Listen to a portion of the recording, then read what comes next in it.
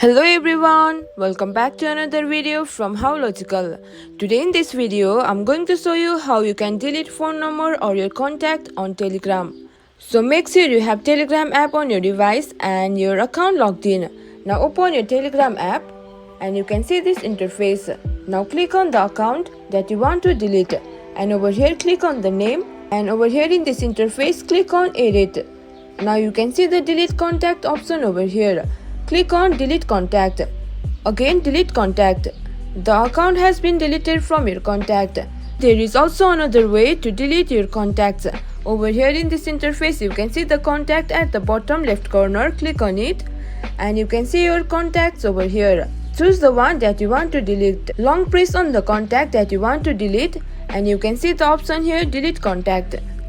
Click on delete contact and the account will be deleted.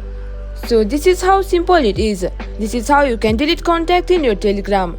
Hope you guys understand and find our video helpful. If you did, please do not forget to hit the like and subscribe our channel. And also hit the bell icon for latest videos and drop a comment for reviews and more content like this.